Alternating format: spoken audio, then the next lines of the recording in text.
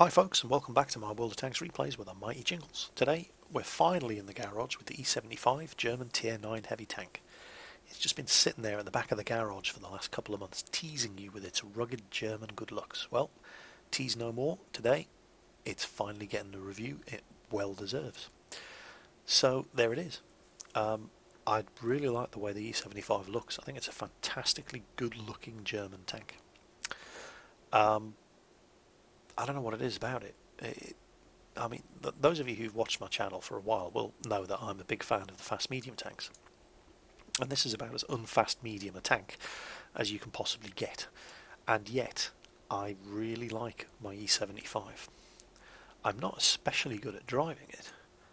Well, I'm not bad at driving it. I have a very, very low survival rate in it because I'm a very aggressive E-75 driver.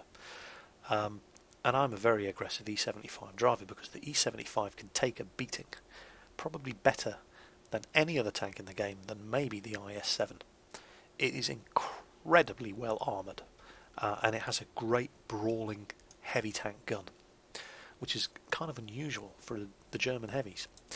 But let's have a look at the stats and I'll explain what I mean. So, 1920 hit points, massive chunk of health. Big old tank, however, 92.1 tons in my configuration. I mean, it is a seriously massive tank.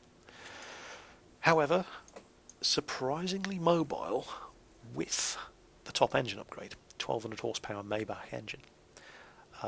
Moves like a dead brick without that 1200 horsepower engine. But we'll get onto that when we look at the research tree. With that engine, it reaches its 30 km/h top speed pretty quickly. However, the curse of all the German heavy tanks is the agility. They are not very agile at all. This thing can only turn the hull at 21 degrees per second with the upgraded tracks. And that lack of agility extends to the turret, which can only traverse at 18 degrees per second, which is really, really slow. But if you've been driving German heavy tanks, and you will have if you've gotten as far as the E-75, that is something that you will be entirely used to by now. Excellent 400 metre view range, excellent 710 metre signal range. Now, it's normally at this point where I say, yes, but it's a heavy tank, it's all about the armour and the gun. And in this case, it's all about the engine, the armour and the gun. And when I look at the research tree, you'll see what I mean. E-75 has a choice of 4 engines and 4 guns. I have never played a stock E-75, and if you're smart and you listen to your Uncle Jingles, you will also never have to play a stock E-75. And the reason I say that is because most of the E-75 is actually researched on the Tiger II. Those 2 guns and those 2 engines are also used on the E-75. Now, you do not have to unlock any of that to get to the E-75. You can get your Tiger II, you can unlock the turret, you can go straight to the E-75. And if you do that, you are an idiot and you should be taken outside and shot in the head so that you do not breed and produce more idiots to pollute the rest of the gene pool. Because unlocking both of these and both of those on the Tiger II not only makes the Tiger II a great tank, it also makes the grind on the E-75 bearable, because you can immediately jump straight into battle on the E-75 without upgrading the tracks, fitting that engine and that gun in the stock turret, and away you go. In fact, I'll prove it. So there's my E-75, and we drop down to the 105mm gun, we drop down to the stock turret, we drop down to the stock suspension, and there you go. And that's even with the top engine fitted, which you don't have to. Well, you won't be able to because you've just unlocked your E-75 and you haven't unlocked that engine yet. And it is a nasty grind for that engine, 50,000 XP. But, and this is going to be controversial, you want to unlock that engine before anything else. And you want to do that for a couple of reasons. First, because even on the stock suspension, you can fit that engine. And secondly, because without that 1200 horsepower engine, this tank may as well be a fixed fortification. You're just going to have to take my word for how incredibly slow this machine is, even with that third engine. It is absolutely horrific. The speed at which this thing crawls around the battlefield is painfully slow without that 1200 horsepower Maybach. Seriously, just take my word for it. You do not want to be driving this tank without the 1200 horsepower engine for a second longer than necessary. It is absolutely horrifically slow. Yeah, it sure would be nice to unlock that turret and that gun, but if you want to do that, you first need to upgrade the tracks, because the turret's just too heavy. Eventually, that turret is 24,000 XP, those tracks are 25,000 XP, and that gun is 63,000 XP. And all the while you're grinding out all that XP that you need, that's 100,000 XP for 3 upgrades just to be able to fit that gun. And all the time you're grinding out the XP for it, you're going to be limping around the battlefield on a good day, reaching 12 kilometers per hour on rough ground. This thing is horrific. Get that engine first. Now, speaking of the guns, it does have a good selection of guns. The stock gun, which you will never have to use if you do what I've told you to do. The first 105mm gun, which you will never have to use if you do what I've told you to. And this 105mm L68, which is the best gun on the Tiger II. And it isn't a terrible gun on this. It will do the job while you're grinding out the XP that you need for this gun here, the 128mm L55. And this is an interesting gun on a German heavy tank, because it's the most un-German of the German heavy tank guns, other than perhaps the 150mm gun on the E100, and that's because it's not very accurate. And it has a kind of a long aiming time.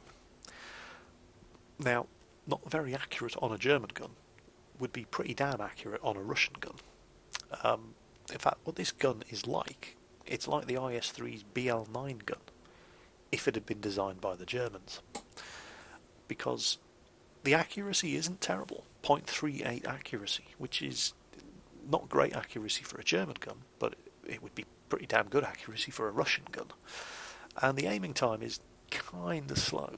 2.9 seconds it's not terrible, but it could be faster. Very good penetration, however, 246mm. Very slow reload, 3.82 rounds per minute, almost 4 rounds per minute. It's slow. You're looking at 12-13 seconds between shots. And a good wedge of damage, 490, nearly 500 average damage. So what you're really looking at here is it's kind of like the German version of the IS-3's gun, except better, because it does more damage. It's a brawling tank gun, and it's really the first of its kind on the German heavy tanks. It is the slowest aiming time and the most inaccurate of any of the guns you can fit on the E-75, but it's the gun that you want on the E-75, because it's for brawling, which is something that the E-75, which is a kind of a first for German heavy tanks, but it's something that the E-75 is born to do, and it's because of the armour and the gun, and that's what makes the E-75 such a good tank. And that gun is also, bear in mind, I mean, 0.38 accuracy isn't particularly good for a German gun, but it's still not bad. You can still snipe with this. I mean, there are Russian tanks in the game that wish they had guns that aimed as quickly and were as accurate as this, and it's poor for a German. But then we come to the armour, and this is where this tank really shines. The armour on this tank is absolutely fantastic. It is more heavily armoured than some of the Tier 10 heavy tanks, and I'm not talking about the Tier 10 French heavy tanks either. This thing, well, let's just look at the numbers. 160 at the front, 120 at the side and rear, and on the turret 252 at the front, 120 at the side and the rear. Let's have a look at some of the Tier 10 heavies. Let's have a look at the IS-4. 20mm less armour at the front, the same at the side, less armour at the rear. The turret isn't as good at the front. This is a tier 10 heavy, and let's not get confused here. This is the tier 10 heavy tank in the Russian heavily armoured heavy tank line. Yeah, these are the Russian heavy tanks that are slower with heavier armour. And the IS-4's armour isn't as good as the E-75's. The E-75 is an exceptionally well-armoured tank. But that's just the paper thickness of the armour. It's also sloped and angled in a typically German way. But look at the slope on that upper glacis. That is fantastically good. The sides are nothing special. But that rear angle, and don't forget the rear of the hull is still 120mm thick. I've bounced shots off the arse of this tank with a T25/2's 90mm gun.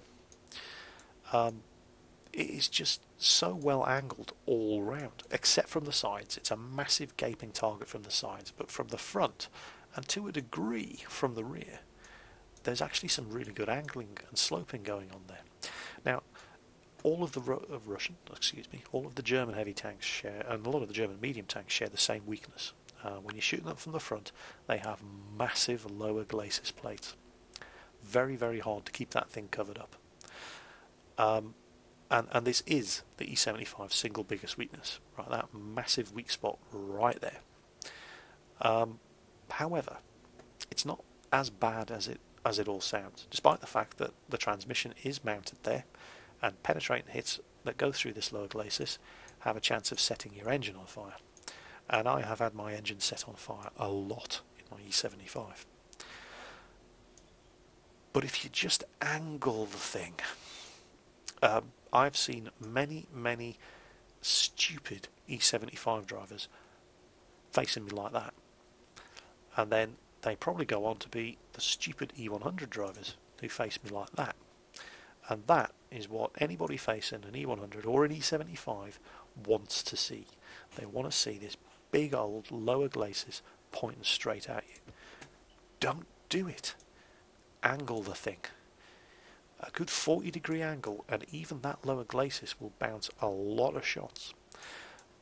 As for the upper glacis, forget it. There's barely a gun in the game that can get through the upper glacis of an E75 at that angle, and that's how you want to be coming around corners in this thing. You may get your tracks blown off, but big deal. That doesn't cause damage to the tank. And even if you come around a corner at that sort of angle and you get tracked, well, who cares? You're now around the corner at that angle, and they're going to bounce off your lower glacis, they're going to bounce off your upper glacis, and you can turn that gun around and start shooting back at them. It is such a well-armoured tank, it just defies description. I don't have as many steel walls in this tank as you might expect. I've got a couple. You do get steel wall awards in this tank, but I'm a very aggressive E75 driver. I tend not to survive my games when I'm driving this thing. But I am the kind of E75 driver you want on your team. I'm not the guy who camps at the back and tries to use that gun to snipe with. I get up in the front of the fight. I get stuck in with the enemy tanks. I take the hits that my supporting tanks can't afford to take. And there is hardly a tank in the game, with the possible exception of the IS-7, that is better for doing it than this tank is. I mean, it's got turret weak spots as well, but I say turret weak spots, it really only has the one, and that's the commander's hatch on the top. Anybody who gets close to an E-75, if their gun is high enough mounted in the tank to be able to get over the top of the turret and shoot that thing, I mean, I've got so many kills of E-75s who thought they were safe just by putting shot after shot into that turret. From the front, the turret is really hard to penetrate. 252mm thick on the upgraded turret. It's substantially tougher than the stock turret. It's a very, very good turret, and there's a little bit of sloping going on there as well. Not an awful lot, 10, 15 degrees, but every little does help. and that 252 is probably effectively 260, 265 thanks to the sloping. Not impenetrable, however. It's very good, but it's not impenetrable. If you look at the BL10 gun, that has 286mm of penetration, and that's first available on a Tier 8 machine. Now, it can go through the front of that turret. It's not a guaranteed penetration, though. Don't forget that average penetration is exactly that.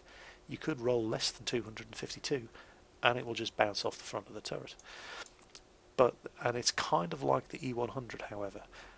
Depending on what's shooting back at you, if you have something that has a high enough average penetration to go through 252mm of armour, just don't point your gun straight at them while you're reloading. Just angle it away a little. It doesn't have to be a lot. That much is fine. Wait until you're reloaded, then turn and point your gun at. And there's just all sorts of little tricks like that you need to learn if you haven't learned them by now. God knows how you managed to get to Tier 9. But you need to learn them on the E-75 because they're the matter of life and death, and they'll stand you in good stead when you get to the E100. So there it is, E-75. What a tank. But I figure I've blabbed on at great length extolling its virtues. Let's have a quick look at equipment fit, and then we'll get some replays under our belt. So that gun does have a very slow reload, so you are going to want a large caliber tank gun rammer. Again, I've put coated optics on, not because it needs them, but because I had some coated optics spare, and I'm cheap, and I couldn't afford a gun laying drive. 2.9 second aiming time, kinda slow. You really want a gun laying drive on this tank. And for your third piece of equipment, a vertical stabilizer wouldn't be a massively bad idea, because you tend to take most of your shots with this gun by, kind of like the KV-1S, rolling around a corner, turn the turret, derp, roll back around back into cover, and that's the ideal sort of circumstance for using a vertical stabilizer. Alternatively, improve ventilation. Just again, accelerates a little better, loads a little faster, aims a little faster, but your first two choices definitely want to be gun rammer and not coated optics. Gun laying drive. Where is it? There we go. Faster aiming speed. Now, as for crew skills, what I've done here, I've got Eagle Eye on the commander, purely because I have never used Eagle Eye, and this was one of my first tank crew commanders that I could actually get Eagle Eye on, purely so that you guys could see what it looks like in a video. And then Mentor for his second skill, just to, you know, get the crew skills up faster. My gunner has repairs, and I like to have this on all my heavy tanks. You'll see a lot of my heavy tank crew have repairs as their first or second skill, just to get those tracks up fast, because you are public enemy number one for artillery driving one of these things. You really, really are. Artillery will blow your tracks off like you wouldn't believe, and you can't be wasting repair kits on your tracks. You're going to get your tracks blown off time and time and time again from artillery near misses when you're playing this tank. You can only carry one repair kit. You need a repair skill on your crew. But my second skill, again, snapshot during turret rotation. And again, it all comes down to how this thing shoots at enemy tanks. Noses around a corner, blasts, backs away around the corner again. Snapshot helps with that. Now, the driver of the E-75. You need preventative maintenance on all of your German heavy tanks drivers. However, it's a perk. It's completely useless until it reaches 100%. What you probably want to do is give this guy clutch braking, just to make this thing turn a little faster. And then when it reaches 100%, while having 100% clutch braking is never a bad idea, preventative maintenance reduces the chance of engine fires. And I can tell you now that since I trained this guy in preventative maintenance, I have never had an engine fire on my E-75. Now, I'm not saying I never will have an engine fire on my E-75. I'll still get penetrated in the lower glacis. People still get around me and put shots into the back of my engine deck. but I have never had an engine fire, so you be the judge there, worth it or not. My radio operator has 100% recon, situational awareness, sorry, for more view range and repairs, and my loader 100% repairs, and I've got 54% firefighting. What I might actually do here is pay a bit of gold and swap the repair skill for safe stowage, just to reduce the chance of getting ammo racked. But I don't know. We shall see. I like having good repair skills on heavy tank crews, and that's a reasonable spread of good repair skills as it is. I'm not sure I'd like to lose. Yeah, I'll think I'll revisit that, because 100% safe stowage might, just to reduce the chance of being ammo racked, that might actually be a better idea. But we shall see. So anyway, yeah, replay time. Let's see how this thing performs. Okay, here we go. A tier 10 game on Muravanka. Time to roll out. Standard battle, none of that encounter crap. And there you can see 25, 26, 27, 28. You need that 1200 horsepower engine. We would barely have limped out of the cap circle by now if we were stuck with the 870 horsepower engine, which is the top engine on the Tiger II. This tank is too big, it is too heavy. It needs that 1200 horsepower engine. And it's still not fast, even with that amount of power under the engine deck. Now, here we go. I am a very aggressive E-75 driver. It gets me killed a lot, but I am the kind of E-75 driver you want to have on your team, because I get stuck in. I take the hits for you, and if I get a couple of teammates with me, I'm prepared to take advantage of my aggression and roll over the opposition. Bleeding the attack is what the E-75 is for.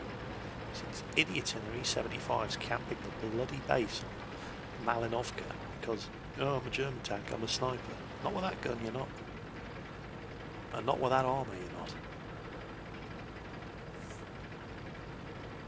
So, external camera view so you can watch the bouncers. I think there's another E-75 just up here. In fact, I think there's another two. Yep, there's one. Boom! Right through his lower glacis. And he fires, or he's about to. Bounced. But it wouldn't be a Jingles replay without my getting hammered by artillery. And there's GW Tiger, just took half my health off with one hit. Killed my gunner. It's the only hit I've taken so far. Well, not strictly true. I've taken a lot of hits.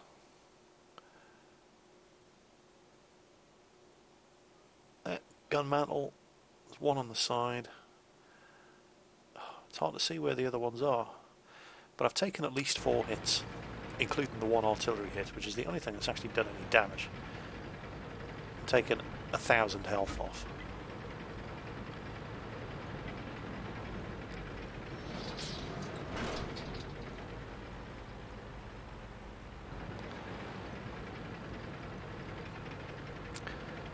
So, I'm on 49%, these guys are on 100%.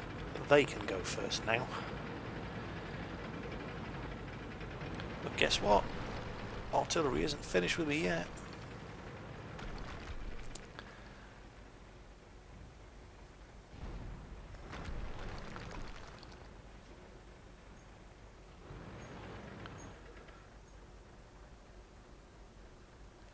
Okay, E-75 got his turret turned facing the other way.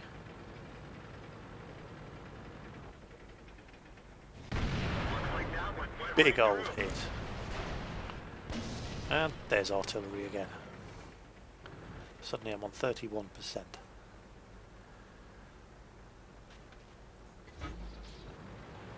It's as if I'm the only one their artillery is actually shooting at.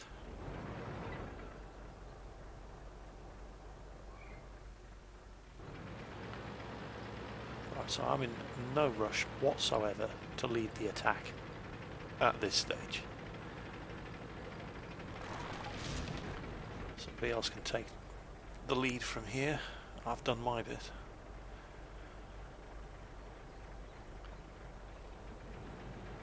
Okay, come on. And they're all camping in the Magic Forest with the exception of a heavy and a medium.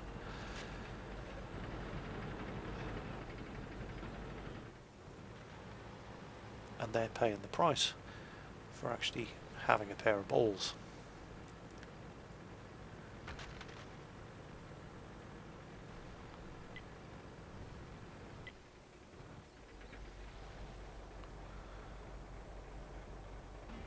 This gun does have its moments.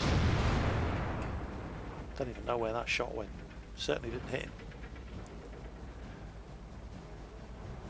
And then you wait to reload. I mean, an IS-8, come on. Tiger could penetrate an IS-8. And then, of course, somebody else kills them just as we fire. But, oh look, artillery. I will have my revenge. Then, of course, what happens? We only blow his bloody tracks off. And then our artillery finishes them.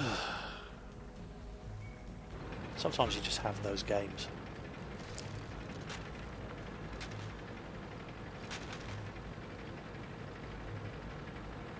Right, time to close it.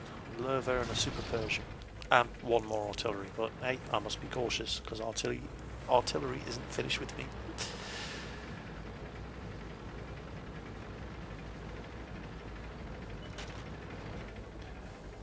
Oh, there he is. No shot. Ooh, Lerva. And it's a funny old gun. Just look at the amount of... and there. And then suddenly, laser-like accuracy. And this is why you really can't play this tank as a sniper, because it's a bit like the BL-10. Sometimes it hits, sometimes it misses. Most of the time, it misses, unless you're close. And there he goes.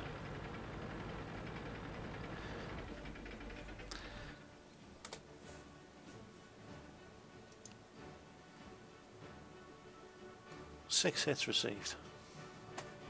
And only the artillery could actually penetrate me. And it's all down to that angling. No particular awards on that one. This really is an incredibly tough tank, but as you can see, you are public enemy number one for enemy artillery. They love shooting at E-75s. And even if they don't hit, you'll get your tracks blown off, and then you're a sit and duck for the next arty shot. And that's why you need repair skills on your crew on these heavy tanks. Because the big heavy tank on the team is the number one priority target for intelligent enemy artillery. Trust me, there are intelligent artillery players out there. And even if they don't hit you, kiss your tracks goodbye. And then and if there's more than one artillery on the team, I guarantee the second one's aiming at you while you're sitting there with dead tracks. Train your heavy tank crew in repairs. You will not be sorry. But not a bad game. 1100, nearly 1200 XP, 43,000 credits. Just, you know, not a particularly good game. Ah, Westfield. I do like this map. What have we got then? Tier 9 game, but there's only two of us. Everybody else is tier 8 or 7. Oh, and there's an idiot in a 3601H who decided to platoon with a Panther and ended up facing E-75s and T-30s. Well, sucks to be him. So, E-75 Westfield. I definitely want to get stuck into the town here and duke it out with air heavies. It's the best place to be in this tank, where you can be of the most use to your team. Now, okay, there's an IS going over that way, and I'm not getting a warm fuzzy feeling about this. Where the hell is everybody else going? What's that Lerva doing? Where the hell is he going? Oh, this isn't good. And there's trees falling.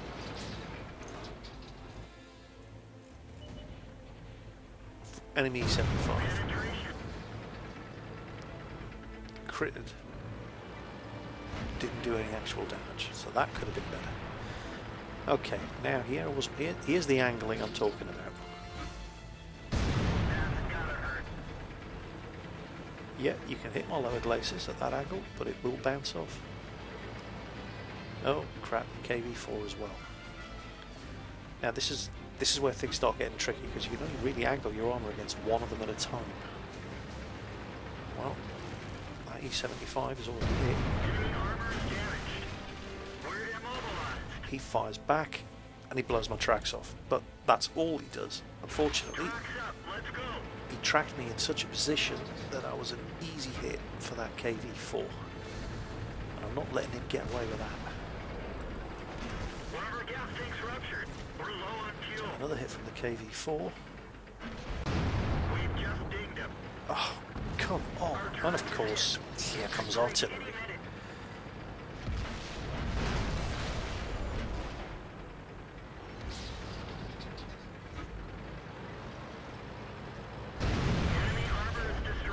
Got him. Right. Angle. And there you go. Lowered glacis shot from a KV4. Bounced. Point blank range. And our gun does a lot more damage than his gun. Now, get the angle right for coming around this corner. Oh, KV5. Lower glacis, bounced.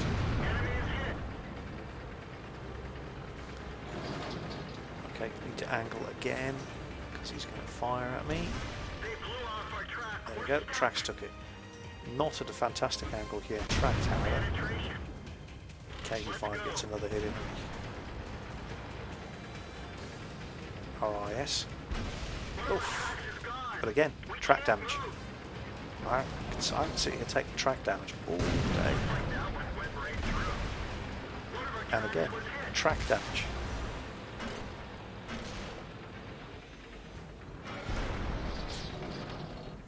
Sitting here on 12 health. Okay, angle, angle, angle. Don't give him the shot at the commander's cupola. That IS-7, that IS behind him, he's trying to help. His shots keep bouncing. He bounces again. And then, of course, who kills me? Artillery. And we lost that one. It was, you know, what can I say? Good fight though. Great fight. In fact, if we skip to the end, you'll see how many shots I actually bounced there. There we go. 14 hits received. So we bounced 7 hits. And took some big artillery damage. But we were fighting 3 tanks at once. And, you know, the numbers here don't lie. That was a defeat, and we still got 930 experience and 54,000 credits out of it. We did some serious damage to the enemy team there. We pretty much soloed 3 enemy tanks. I mean, that IS tried to help us out towards the end, but even from right behind that KV5, he just fired 222mm shots into him, and they both bounced off. I'm sitting there on 12 health with a KV5 on 40%, and I had to kill him myself. But the E-75 can absolutely do that. It's so hard to penetrate. And when you're face-hugging an enemy tank like that, especially one with a high-mounted gun like the KV5, it's tempting to just grind up against him and pump shot after shot into the little R2-D2 turret. Don't do that. Right, you've got to keep moving, jink backwards and forwards, shake the head of the turret just to deny him shots into your commander's cupola. But the amount of shots that our lower glacis and tracks ate in that game, all through careful positioning, careful angling, it's such a tough tank. Unfortunately, this is the usual way my E-75 ends up when I'm playing it, because I am very aggressive, and I get into positions like that with hopeless teams where you're pretty much on your own against multiple enemy heavies. But the E-75 can do it. I mean, they're all dead, and it was artillery that finished me off. which is how things usually end up when I am driving my E-75. But we did alright. Anyway, let's have a look at another one. So here we are, E-75 on El Haluf in encounter battle. Well, that's the bad news. It's El Haluf and an encounter battle. Plus, there are 4 artillery on the enemy team. 2 tier 5 and 2 tier 6. So, this is going to be fun. But, you know, I'm in an E-75. I know, in matches where there is a lot of artillery, you know, artillery is a huge problem in this tank because you are slow. So we're going to have to be careful here, especially given that it's an encounter battle on El Haluf, and we're going to head up to the hill overlooking the cap zone and try to deny the cap from the enemy tanks. Unfortunately, that means we're going to be in artillery's kill zone for an uncomfortably long period. Now, up ahead of us, 3002 DB, very, very good brawling German tier 7 medium tank. Unfortunately, he's not quite as good at brawling as he thinks he is. Because the 3002 DB is a good tank, but it ain't good enough to take out 2 KV5s and a Tiger while supported by artillery.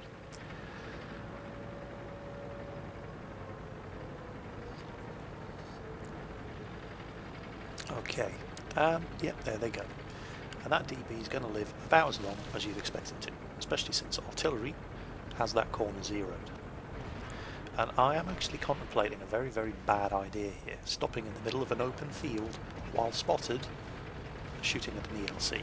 That would not have been smart. It would have been about as smart as what that DB's just got himself into. And there he goes, he's dead, killed by the M12. So we know artillery is zeroed on that corner.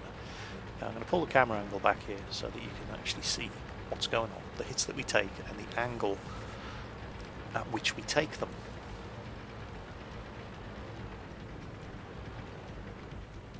There's 1 Tiger and 2 KV5s on that corner.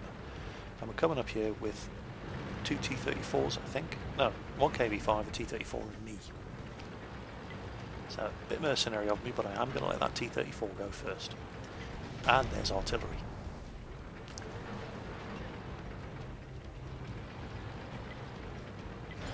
And there's our first bounce, right off the cheek of the turret. That is an automatic, from that angle, with any gun in the game, you will not get through that turret, not on the sides. And there's artillery again. Okay, so I'm going to take a risk coming up.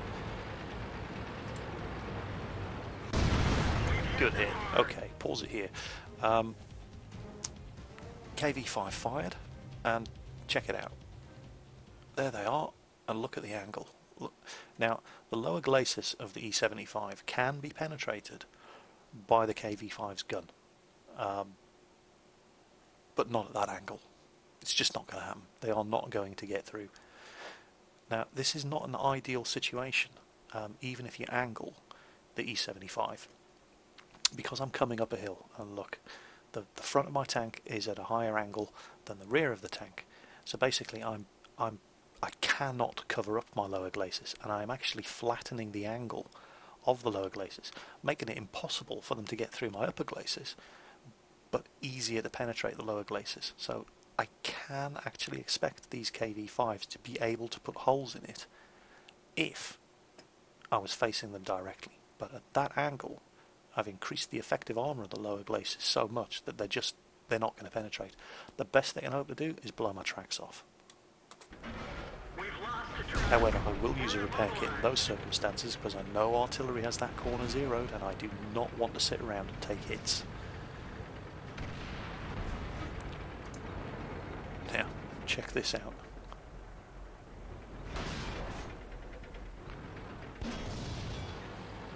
Watch this shot.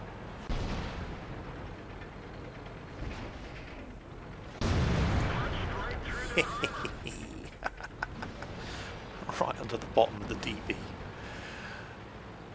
And I can't reload fast enough to get that Tiger, and then I do take an artillery hit, and the KV5 shoots, and again, all he gets is my tracks, but I miss his R2-D2 turret.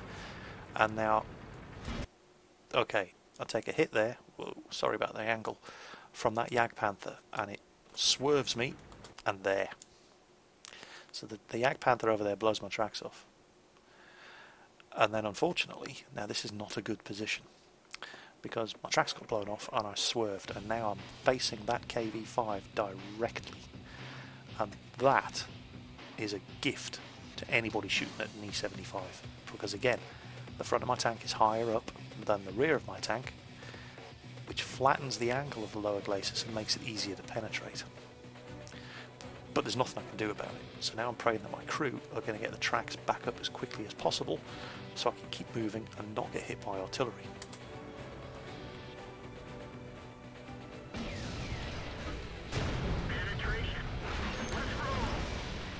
And then it happens again. Now, unfortunately, you just keep getting tracked, and there's not a lot you can do about it. And I'm very worried about artillery at this point, but I really shouldn't have, because artillery love easy kills as much as anybody else. And those two tanks over there, sitting right next to each other, so what, you can hit them both with one shot, and they're both on lower health than me.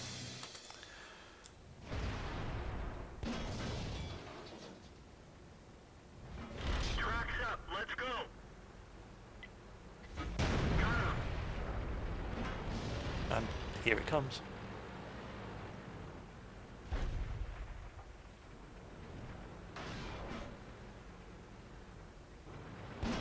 And there they go. And that was at least two artillery, both fired at a KV-5 on 8%. So, yeah, sometimes you just got to take advantage of the fact that enemy artillery players love easy kills as much as everybody else. And speaking of easy kills... Oh, give me a break.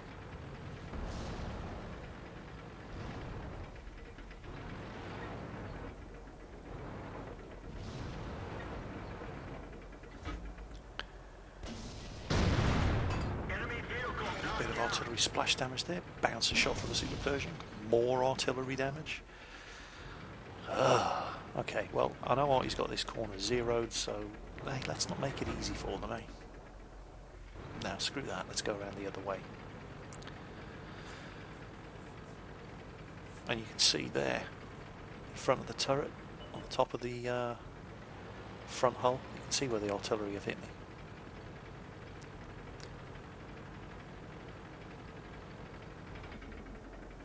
Okay, now watch underneath my aiming cursor, you'll see a little icon pop up. There you go. That's eagle eye in effect. That's letting me know that that Jagdpanther has already suffered track damage. And earlier on, when I was aiming in on that KV-5, the same thing popped up, let me know that his radio operator was dead. It's a pretty useless little perk, but I wanted to see what it looked like, so I'll probably change it for something else, maybe Sixth Sense. Although the way I play this tank, Sixth Sense probably wouldn't be an amazingly useful choice either, because I'm usually in the face of the enemy tanks. But I just cannot kill artillery in this tank. They have no problem shooting me, but I cannot kill them. The amount of times I mean, well, you saw it in the Mirror of Anchor game as well. Here we go, here's another example. I'll aim, I'll fire, I'll miss, or I'll hit and do 300 damage with a gun that can do 500 damage on average, and fail to kill him. Or I'll hit them, and all I'll do is blow their bloody tracks off. It's just... I cannot kill artillery in this tank. I love the E-75, but I cannot kill artillery in it. I just cannot get my revenge. I don't make the rules. I just have to live by them.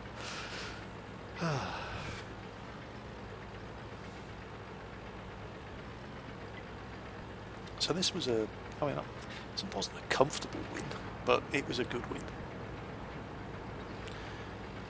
There we go, M12. Now, and here's what I mean. Right, he does not know where I am. Right, I have not been spotted by anybody. There's solid cover between me and him. Is he going to sit there? Is he going to? No. Some sixth sense is going to warn him that I am coming, and so he immediately starts breaking cover. And then, can I hit him? No, of course I can't.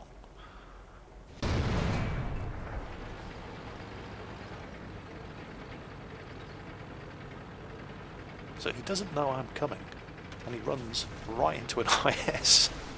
Why couldn't he have run right into me? It's just not fair. I want to kill the artillery, but the game never lets me. So, well, there you go, E-75. And look at the damage that we took.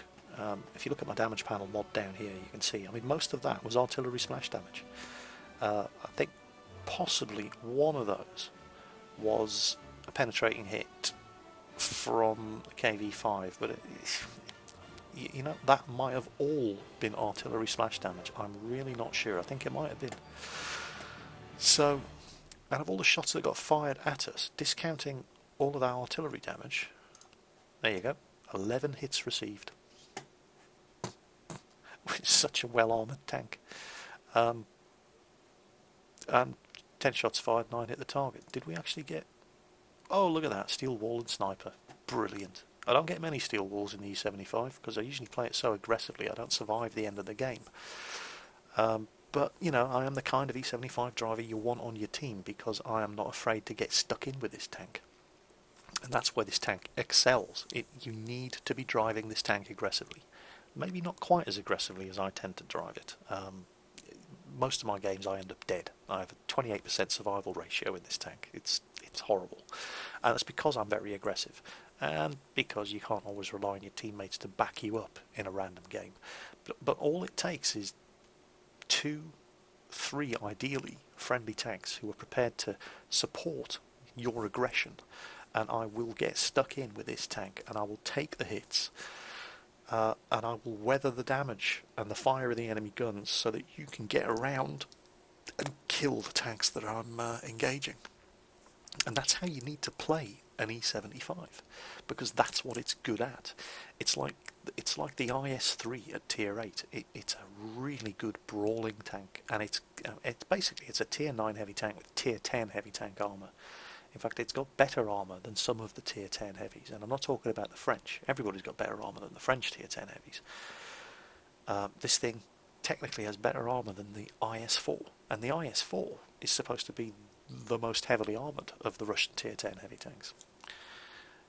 Never underestimate the damage that this tank can take, but it's not just the thickness of the armour. And if you haven't learnt this sort of thing by now, you're going to be a bad E-75 driver, and then you'll go on to be one of those bad E-100 drivers who say that the E-100's rubbish because they don't know how to angle their bloody armour. It is all about successfully angling the armour of this tank, and if you do, even that lower glacis can bounce shots. It's just such a tough tank to kill, and played properly, it can take an unbelievable beating. So that was the E-75, a great tank, one of the toughest tanks in the game, with a great brawling gun. Not so good at long range, as I've demonstrated. I hope you enjoyed the replays, maybe learned a thing or two, and take care on the battlefield, and until next time, catch you later.